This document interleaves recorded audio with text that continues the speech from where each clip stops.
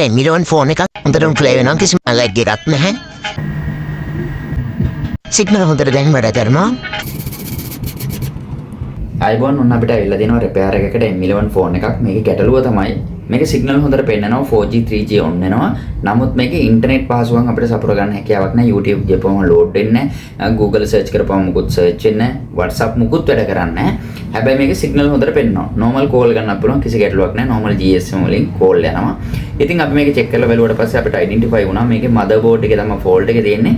අපි දැන් මේ repair එක කරගන්න කොහොමද කියලා බලමු. ඔන්න ඉතින් මදර්බෝඩ් එක පතුරු ගගෙන ඉවර වෙලා සිග්නල් ඒරියා එකත් මතු කරගෙන සිග්නල් IC එක ගලවන්න තමයි මම මේ සූදානම් වෙන්නේ.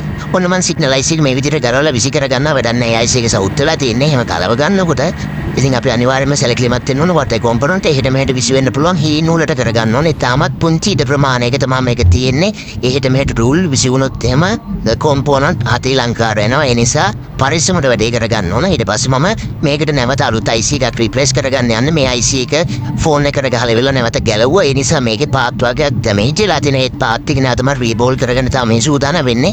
මේ පාත් ටික අපව රීෆිල් කරලා ඉවරලා අපි මේ ෆෝන් එකට ගහලා බලමු වැඩේ සාර්ථක වෙනවද කියලා. මේ IC එක තමයි WTR 2965 කියන කොමන් IC එකක්. ගොඩක් දුරට මේ IC එක ගොඩක් දුරට සවුත් වෙනවා. ගොඩ දෙනෙක් දන්න IC එකක් කොමන් IC එකක් මේක.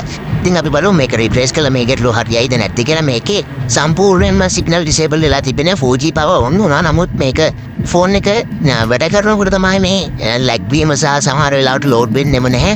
කලාතුරකින් තමයි අපිට අන්තර්ජාලයට පිවිසෙන්න හැකියාවක් ලබා දෙන්නේ. ඉතින් මේ IC රිප්ලේස් කරලා පස්සේ බලමු අපි මොකද වෙන්නේ කියලා. ඉතින් මම මේ විදිහට පාර්ට් එක රිබෝල් කරගෙන ඉවරලා නැවත ක්ලීන් කරගන්නවා. මේක රිබෝල් කරලා අවසන් වුණත් මේකේ යම්කිසි අඩුපාඩු ටිකක් මම දැක්කා. ඒ නිසා මම මේක නැවතත් මේක රිබෝලින් ස්ටෙන්සිල් එකට තියාගෙන උස වැඩි බෝල්ස් ටිකක් තියෙනවා. මම ඒ ටික කට් කරලා ඉවත් කරගන්නවා.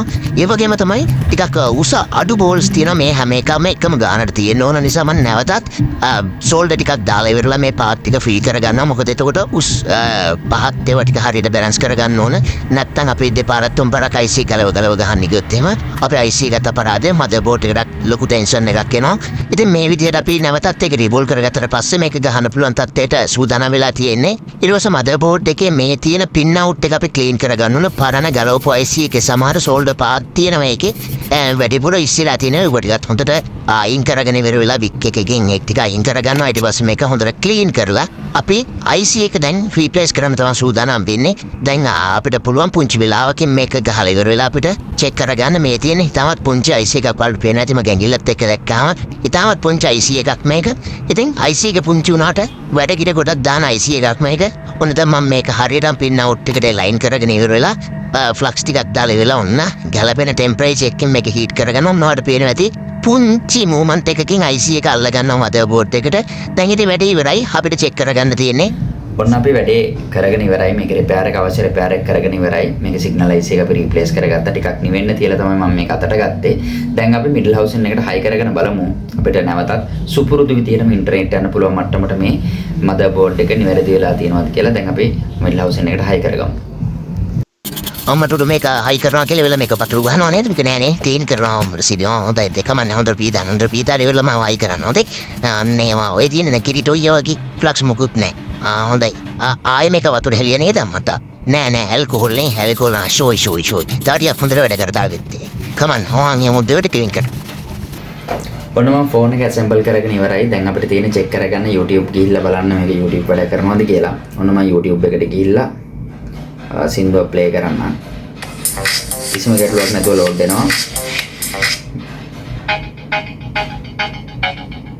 හොඳටම ප්ලේ වෙනවා. කිසිම ලැග් එකක් නැහැ. සිග්නල් හොඳට දැන් වැඩ කරනවා. YouTube යන්න පුළුවන්.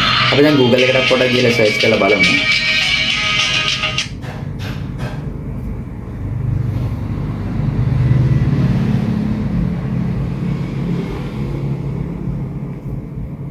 ඉතින් YouTube වැඩ කරනවා කියන අනිවාර්යයෙන්ම Google වැඩ කරන්නත් ඕන. මම songs කියලා ගහලා ඉවර වෙලා මම මෙහෙම සර්ච් කරලා බලනවා. උඩින් එනවා songs කියලා. හොඳට ලෝඩ් වෙනවා. ඔන්න මම සින්දුවකුත් ටච් කරා.